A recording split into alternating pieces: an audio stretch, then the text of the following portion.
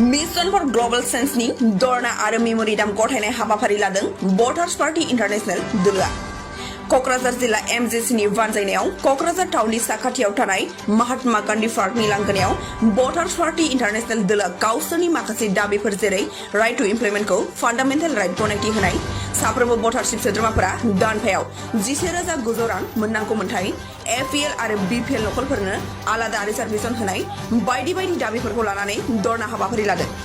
बे हाबाफारियाव voters party international दोलोनि गोबां दैदेनगिरिफोरजों लोगोसे भटार्स पार्टी इन्टारनेशनेल दोलोनिफ्राय गुबुन गुबुन जायगाफोरनिफ्राय गोबां भटार्स पार्टी इन्टारनेशनेल दोलोनि सोद्रोमाफोरा बाहागो लाफादों। बेजोंनो लोब्बा लाखिनानै कक्राझार जिल्ला भटार्स पार्टी इन्टारनेशनेल दोलोनि आफादगिरि नब कुमार ब्रह्म बिथाङा खौरांगिरिनि सिगाङाव मा फोरमायथि दं फैजों मिथिना लानि। सिगांथाराव आङो जोंनि बे बिटिसि बासि आरो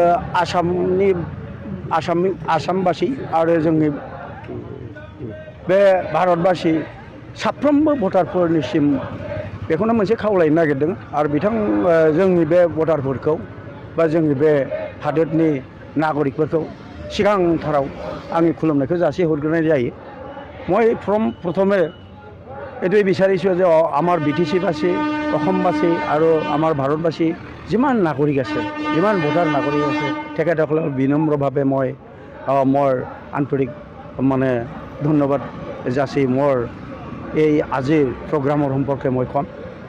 মই কোকৰাঝাৰ জিলা ভোটাৰ পাৰ্টি ইণ্টাৰনেশ্যনেলৰ মই সভাপতি হিচাপে মই আজি আপোনালোকৰ যে প্ৰশ্ন, সেই প্ৰশ্নৰ অনুযায়ী মই এইটো ক'ব বিচাৰিম যে আমাৰ দলৰ লক্ষ্য আৰু উদ্দেশ্য আছে।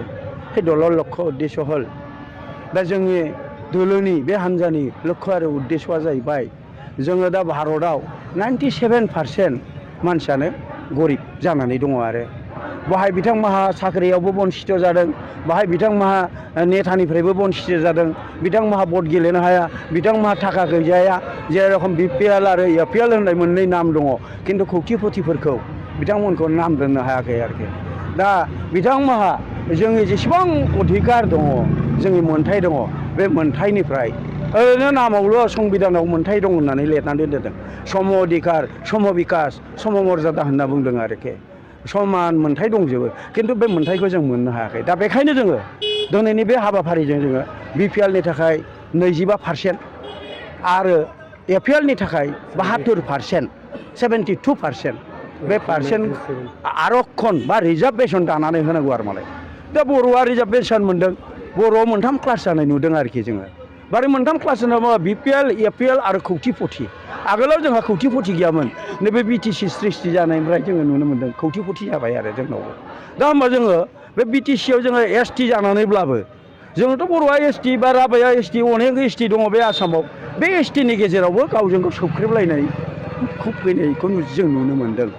दा बेखायनो जोंनो दिनैनि बे हाबाफारिजों 25% बे बिपिएलनि जोंनो रिजार्भेसन नांगौ आरो जोंनो 72% जोंनो एपीएलनि रिजार्भेसन नांगौ आरो अनलि बिथांमोनहा खौटिपतिफ्रा अनलि 3%ल' बिथांमोना खथा मोनगोन आरोखि। दा बेजों लोगोसे जोंहा अनेक दाबि दंबावो। दा बेजों लोगोसे जोंनि दाबिया मेन दाबिया जादों जोंहा भटारशिपखौ मानो दाबो मिथिया मानसिफोरालाय। दिनै 32टा कान्ट्रियावनो भटारशिप होयोब्ला जोंनि इन्डियायाव होनायावलाय माथो दंबावो। मानसिफ्रा बे भटारशिपखौ होयैयावनो माहाजोना ओरैबायदि माहाजोन जाहैबाय, अख्रां नांहां बिल्डिं लुनो हादों आरो जोंहा बे भटारशिप बिग्राफ्रा दिनैसिमबो भटारशिपखौनो बिसास खालामा। मानो बिसास खालामा? थारमाने बिगियान फरायदों अगियानसो जाबाय नामा? अर्थनीति बिगियान, राजनिति बिगियान, समाज बिगियान। दा मैया आंखौ एसपि अफिसनिफ्राय सोंहरदोंमोन नोंथांमोननि उद्देश्यआ मा? जोंनि उद्देश्यआ जादों मेन उद्देश्यआ जोंनाव अर्थनैतिक भाबै जोंनाव केन्सार जाबाय। अर्थनैतिकआ जोंनाव थिग बिराद दुर्बल जालांबाय। बे मोनसे। बेनिफ्राय जोंहा राजनितिकआव जोंहा लोकतन्त्र गणतन्त्र होननाय जिनिसा गैला। आमार भारतबर्षर जितु गणतान्त्रिक व्यवस्था, সেই গণতান্ত্রিক ব্যৱস্থাটো হত্যা হৈছে। সেই উত্তৰটো দিলোঁ আৰু মই ক'লোঁ আৰু আমাৰ সমাজখনত এই অৰ্থনীতি আৰু ৰাজনীতিৰ কাৰণে এতিয়া আমাৰ কেঞ্চাৰ হৈছে, সেইটো কৈ দিলোঁ। তাৰপিছত মই আপোনাক ক'লে আপুনি আহিব পাৰিব না? মই 26 কিলোমিটাৰ দূৰত থাকোঁ, কেনেকৈ যাম?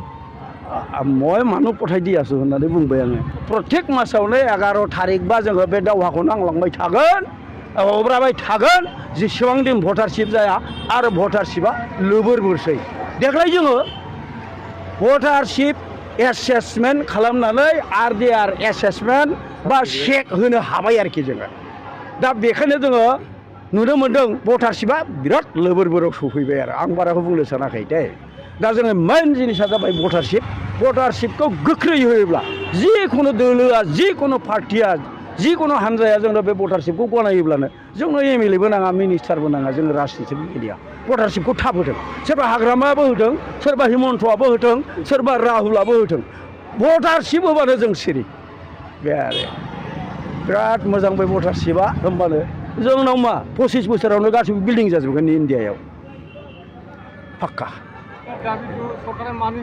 ओरैबायदि आन्दलन जोंनाव गोदान गोदान टेकनिकजोंसो जों आन्दलन खालामगोन जोङो राजा लामा जथेनाय बा रेल बन्द खालामनाय बे नङा जेलाव थांगोन जोङो जेलाव थांनो राजि जेलाव थाङोब्ला जोङो बिना পয়সানি ओंखाম मोनजागोन জেলত গ'লে আমি বিনা পয়সাতে খাব পাৰিম ভাত খাব পাৰিম কম্বল পাম কম্বল ঠাণ্ডাৰ কাৰণে কম্বল পাম মহৰ কাৰণে আমি আঁঠুৱা পাম আৰু ইয়াতে অভাৱেই নাই কিতাপ আদি পোৱা যাব দামী দামী কিতাপ আছে আৰু হাৰমনিয়াম আছে বাদ্য বাজনা আছে ইয়াত আপুনি প্ৰাৰ্থনাও কৰিব পাৰিব আপুনি নামাজও পঢ়িব পাৰিব জেলত কোনো অভাৱ নাই আমিতো এতিয়া জেলতে আছোঁ जोंथ' दा जेलावनो दङ बादि मोनो आरोखि बेवहाय जोंहा जेबो अधिकारानो गैयाबा जों जेलावनो दङ जेलाव जों ओंखामबो मोनजागोन हेरि कम्बलबो आरामसे जोमनो मोनगोन नंगौना नङा दा गतिके जोङो जेल सलो जेल भरो होननाय आन्दलनबो खालामगोन आरोखि होथारनांगोन भारतबर्षआ गैला लोबोरबोर फैखाथार रायजो राजाखौथ' जों बुङो रायजो राजा बेबादि माने बे अरुणोदय